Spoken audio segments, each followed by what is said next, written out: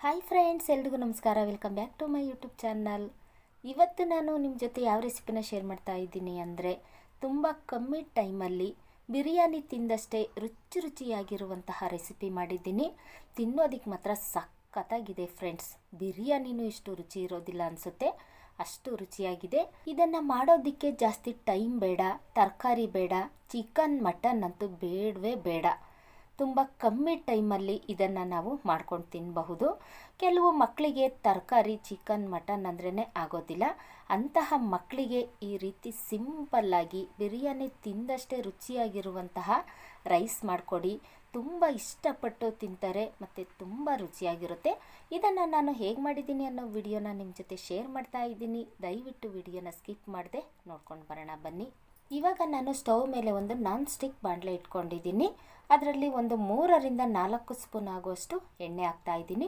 ಈ ರೈಸ್ ಮಾಡುವಾಗ ಎಣ್ಣೆ ಸ್ವಲ್ಪ ಜಾಸ್ತಿ ಇರಬೇಕು, ಹಾಗಾಗಿ ಎಣ್ಣೆ ಸ್ವಲ್ಪ ಚೆನ್ನಾಗಿ ಬಿಸಿ ಆಗಬೇಕು.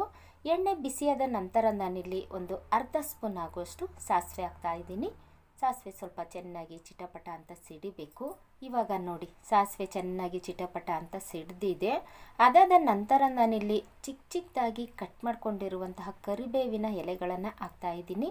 ಕರಿಬೇವಿನ ಎಲೆಗಳು ಚೆನ್ನಾಗಿ ಫ್ರೈ ಆಗಬೇಕು. ಇವಾಗ ಕರಿಬೇವಿನ ಎಲೆಗಳು ಚೆನ್ನಾಗಿ ಫ್ರೈ ಆಗಿದೆ ನೋಡಿ.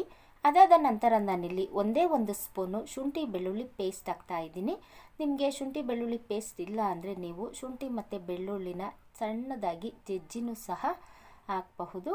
ಇವಾಗ ನಾನು ಶುಂಠಿ ಬೆಳ್ಳುಳ್ಳಿ ಪೇಸ್ಟ್ ಹಾಕಿದ ನಂತರ ಅದನ್ನು ಚೆನ್ನಾಗಿ ತಿರುಗಿಸ್ತಾ ಇದ್ದೀನಿ. ಶುಂಠಿ ಬೆಳ್ಳುಳ್ಳಿ ಪೇಸ್ಟಲ್ಲಿ ಸ್ವಲ್ಪ ಹಸಿ ಸ್ಮೆಲ್ ಹೋಗಬೇಕು, ಅಲ್ಲಿವರೆಗೂ ಅದನ್ನು ಚೆನ್ನಾಗಿ ತಿರುಗಿಸ್ತಾ ಇದ್ದೀನಿ.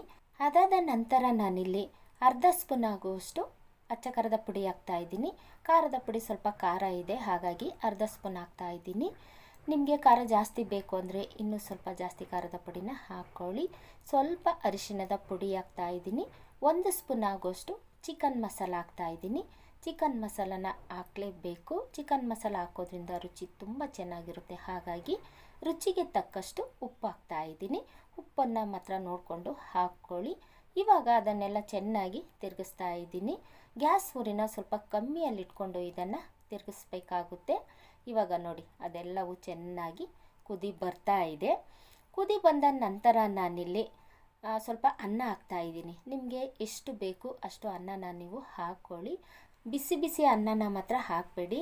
ಬಿಸಿ ಅನ್ನ ಹಾಕೋದ್ರಿಂದ ಅಂಟಿಡ್ಬಿಡುತ್ತೆ, ಉದುರಾಗಿ ಬರೋದಿಲ್ಲ. ಹಾಗಾಗಿ ಬಿಸಿ ಅನ್ನನ ತಣ್ಣಗೆ ಮಾಡಿ ಹಾಕಿ, ಆವಾಗ ಉದುರಾಗಿ ಚೆನ್ನಾಗಿರುತ್ತೆ, ತಿನ್ನೋದಕ್ಕೂ ರುಚಿಯಾಗಿರುತ್ತೆ. ಹಾಗಾಗಿ ಇವಾಗ ಅದನ್ನೆಲ್ಲ ಚೆನ್ನಾಗಿ ತಿರುಗಿಸ್ತಾ ಇದ್ದೀನಿ ನೋಡಿ. ಬೆಳಗ್ಗೆ ಟೈಮು ನಾವೇನಾದರೂ ಲೇಟಾಗಿದ್ದರೆ ಅರ್ಜೆಂಟಿಗೆ ನಾವೇನು ಮಾಡ್ತೀವಿ ಅಂದರೆ ಚಿತ್ರಾನ್ನ ಅಥವಾ ಪುಳಿಯೋಗರೆ ಮಾಡ್ತೀವಿ. ಆ ರೀತಿ ಮಾಡೋದಕ್ಕಿಂತ ಈ ರೀತಿ ರೈಸ್ನ ಟ್ರೈ ಮಾಡಿ ನೋಡಿ. ತಿನ್ನೋದಕ್ಕೂ ತುಂಬ ರುಚಿಯಾಗಿರುತ್ತೆ ಮತ್ತು ಕಮ್ಮಿ ಟೈಮಲ್ಲಿ ಇದನ್ನು ನಾವು ಮಾಡಬಹುದು.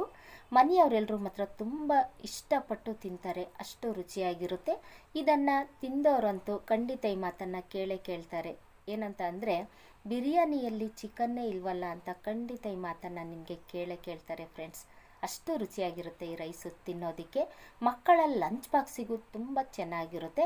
ಬೇಕಾದರೆ ನೀವೊಂದು ಸರಿ ಟ್ರೈ ಮಾಡಿ ನೋಡಿ. ಆನಂತರ ನಿಮ್ಮ ಮಕ್ಕಳಿಗೆ ಈ ರೈಸ್ನ ಮಾಡಿಕೊಡಿ, ತುಂಬ ಇಷ್ಟಪಟ್ಟು ತಿಂತಾರೆ.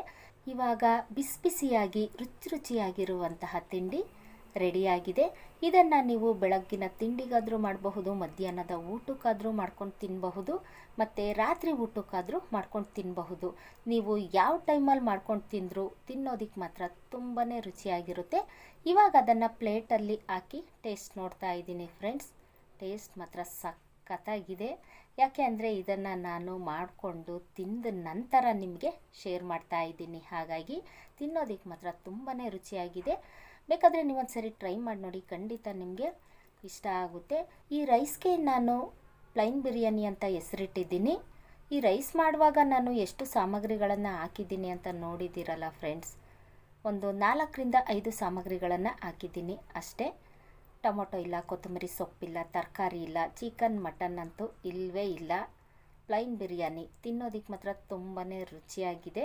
ನೋಡಿದ್ರಲ್ಲ ಫ್ರೆಂಡ್ಸ್, ನಾನು ಸಿಂಪಲ್ಲಾಗಿ ತುಂಬ ಕಮ್ಮಿ ಟೈಮಲ್ಲಿ ಪ್ಲೈನ್ ಬಿರಿಯಾನಿನ ಹೇಗೆ ಮಾಡಿದ್ದೀನಿ ಅಂತ. ನೀವು ನಿಮ್ಮ ಮನೆಯಲ್ಲಿ ಈ ರೀತಿ ಬಿರಿಯಾನಿನ ಒಂದು ಸರಿ ಟ್ರೈ ಮಾಡಿ ನೋಡಿ, ಖಂಡಿತ ನಿಮಗೆ ಇಷ್ಟ ಆಗುತ್ತೆ. ಯಾರೆಲ್ಲ ಹೊಸದಾಗಿ ನನ್ನ ಚಾನಲ್ನ ನೋಡ್ತಾ ಇದ್ದೀರಾ ದಯವಿಟ್ಟು ಸಬ್ಸ್ಕ್ರೈಬ್ ಮಾಡಿಕೊಂಡು ವಿಡಿಯೋ ನೋಡಿ. ಈ ಪ್ಲೈನ್ ಬಿರಿಯಾನಿ ನಿಮಗೆ ಇಷ್ಟ ಆಗಿದ್ದರೆ ಒಂದೇ ಒಂದು ಲೈಕ್ ಮಾಡಿ, ಶೇರ್ ಮಾಡಿ, ಸಬ್ಸ್ಕ್ರೈಬ್ ಮಾಡ್ಕೊಂಡು ವಿಡಿಯೋ ನೋಡೋದನ್ನು ಮರಿಬೇಡಿ. Thank you.